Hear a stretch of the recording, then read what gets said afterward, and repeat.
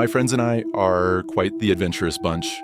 We thrive on the thrill of a good scare, or anything that really gets our adrenaline pumping.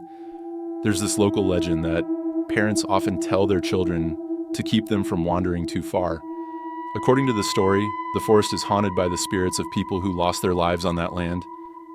Of course, the parents don't go into too much detail because they don't want to terrify their kids completely, but they say just enough to make sure the children know they should never venture into the forest.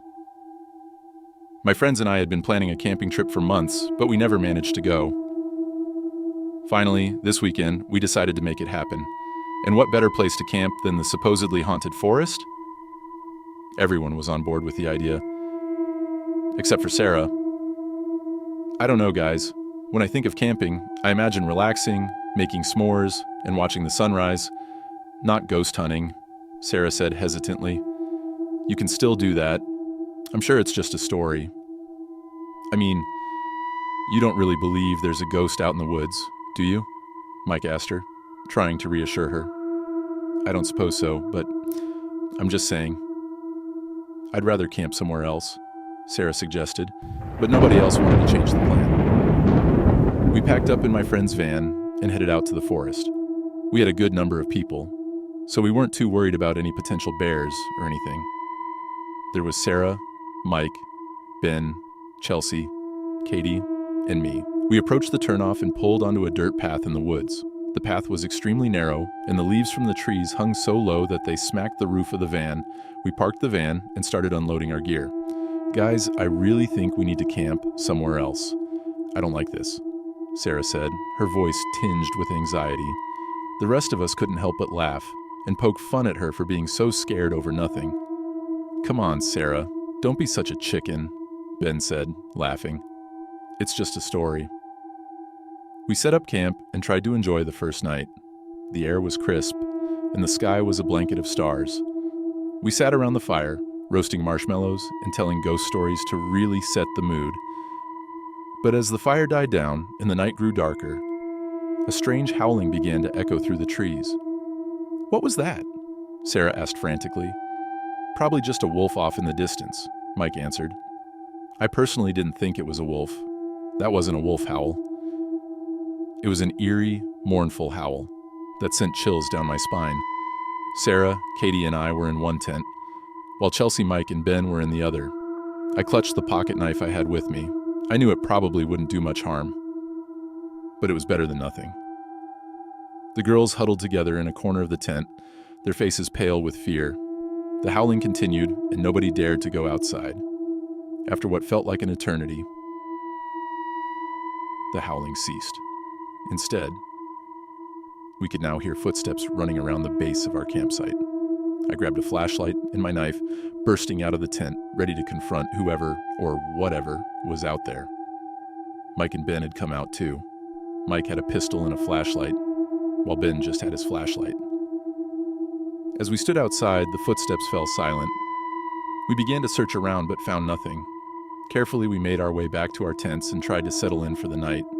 I don't think anyone fell asleep. The next morning, we noticed our firewood was running low. So Mike and I decided to venture deeper into the forest to collect more. The forest was dense, and every snap or rustle from the bushes or trees made us jump. We didn't want to admit that we were getting a little spooked. As I chopped at a tree, I lifted my head to check on Mike, and to my surprise, he was gone. I called out for him, but there was no answer. Panic began to rise in my chest as I ran back to get the others. We searched the area for Mike, and when we finally found him, he was standing over a pile of dirty, torn clothes, staring blankly. Okay, whose clothes are these? Sarah asked, visibly shaking. They were probably left by previous campers from years ago, Ben said, trying to reassure us. We all headed back to camp, trying to shake off the unease. The rest of the day was tense, with every shadow and sound making us jump. Nobody wanted to admit they were getting scared, except for Sarah, who reminded us every 5 minutes that she wanted to go home.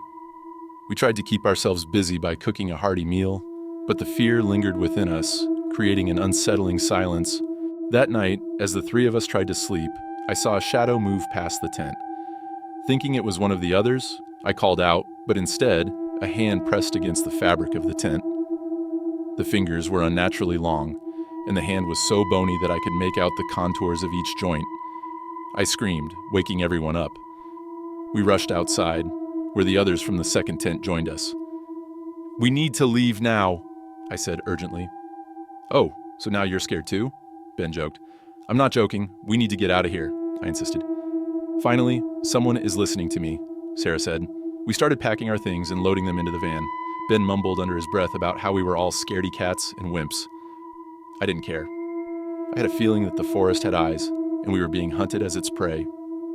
As we loaded the last few items into the van, the howling and screaming began. Panic set in, and we all rushed inside the van, but in the chaos, we lost Sarah. We searched frantically around the entire campsite and its surroundings. The howling grew so loud that it vibrated my eardrums, making it hard to think clearly. Despite our desperate efforts, we couldn't search any longer. Sarah was gone. We drove away as fast as we could, but the howling continued to echo in our ears. It felt as if the forest itself was closing in on us, suffocating us with its eerie presence. We finally made it off the dirt path and onto the main road. Without hesitation, we headed straight to the police station to report what had happened and that our friend was lost in the woods. The police, however, were less than sympathetic. They lectured us about the dangers of venturing into the woods without any experience and said that incidents like this were bound to happen. They dismissed our claims about the forest being haunted, assuming we were just a group of teens out in the woods trying to party, and in the chaos, someone got lost. We could tell they didn't take this case too seriously, but they still went out to investigate and search. They called in a search team, and many volunteers showed up to help. The search went on for weeks, combing through every inch of the forest, but to our dismay, Sarah was never found. All they discovered were her clothes, which were torn and buried in the dirt, a haunting reminder of her disappearance.